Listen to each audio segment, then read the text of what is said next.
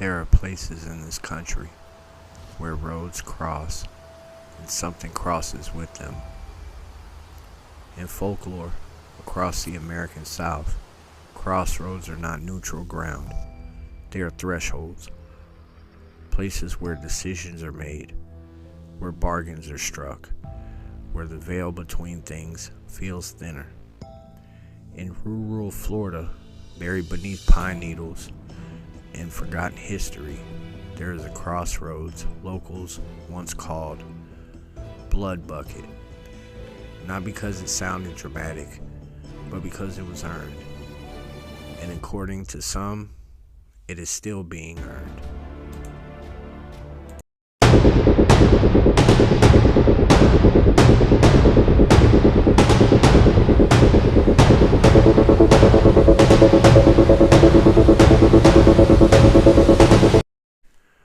The late 1800s brought turpentine camps deep into North Florida's pine forest. Rough men, harsh labor, little oversight. Violence wasn't unusual, but at one particular crossroads settlement, something was different. Disputes escalated too fast. Arguments ended too brutally. The fights weren't just drunken scuffles. They were frenzied, uncontrolled. Witnesses' accounts, passed down through generations, describe men who didn't seem like themselves during altercations. Eyes wild, speech slurred beyond alcohol, strength beyond reason. Afterward, many claim they didn't remember what they'd done, and bodies began to accumulate. Crossroads lore predates Florida. Across cultures, crossroads are places where spirits gather. In southern folklore, particularly in parts of Georgia and Mississippi, crossroads were said to be places where one could make a bargain, offer something, gain something, but every bargain carries a cost.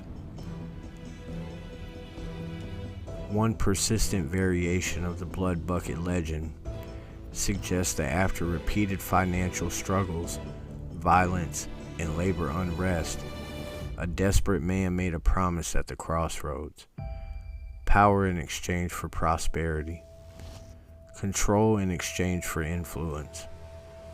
And soon after, the settlement began to thrive. More workers arrived, money flowed, but so did blood, more than before, as if whatever answered that bargain required payment. Here's what makes the legend unsettling. The violence didn't always make sense.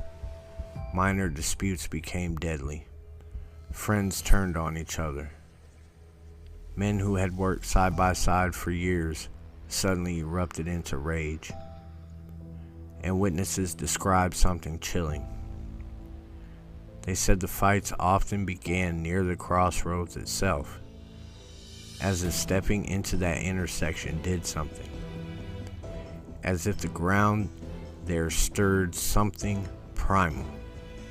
There are accounts, passed quietly, of individuals who stood alone at the crossroads after midnight and claimed to feel pressure, a presence, a heaviness in the air, like being observed by something vast and patient.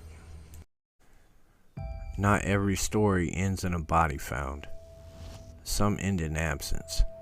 Workers reportedly vanished without explanation. No tracks, no letters, no farewell, just gone. Official records from that era are incomplete, which makes confirmation difficult. But the oral tradition insists. Those who lingered alone at the crossroads too long sometimes didn't come back. And when the settlement finally declined and dissolved, the nickname remained, Blood Bucket, as if the land itself had taken something. Modern reports echo the old ones. Cars stall at the intersection. Compasses spin. Cell phones lose signal. Witnesses describe overwhelming dread, not fear of attack, but fear of presence. One local account describes a driver who stopped briefly at the Crossroads just before midnight. He claimed he heard footsteps circle his vehicle. Slow, deliberate, crunching pine needles. But when he looked, nothing, until he checked the rearview mirror and saw something standing directly behind his car. Too tall, too still, gone when he blinked. In folklore, crossroads are liminal spaces, transitional. They represent choice, but they also represent vulnerability. Many traditions warn that crossroads are places where spirits roam freely, unbound by the rules of ordinary terrain. Some entities are said to linger where violence has been repeated, not feeding on fear, but feeding on occasion. Conflict, bloodshed. If Blood Bucket's history is even partially accurate, then the crossroads may not be haunted by victims, but by something that encourages violence, something that whispers into heated arguments, something that pushes tempers just a little too far. Residual haunting theories suggest intense events imprint onto a location. But what if it's not residual? What if it's cyclical? What if the crossroads doesn't replay the violence? What if it invites it? Notice something unsettling? Nearly every era connected to the legend includes the same pattern. Prosperity, conflict, escalation, blood, silence, as if something benefits from that cycle. Maybe Blood Bucket was just a violent camp. Maybe it was just a crude nickname. Or maybe it was a crossroads that answered someone and kept answering. Crossroads don't just connect roads, they connect choices, and some choices echo.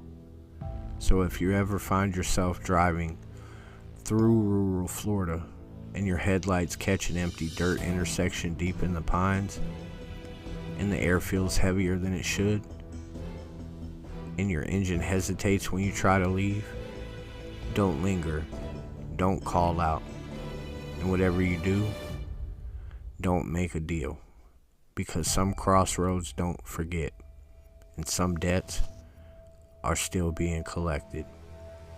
Like, share, and subscribe. This is Almanac of Spooky Things, signing out.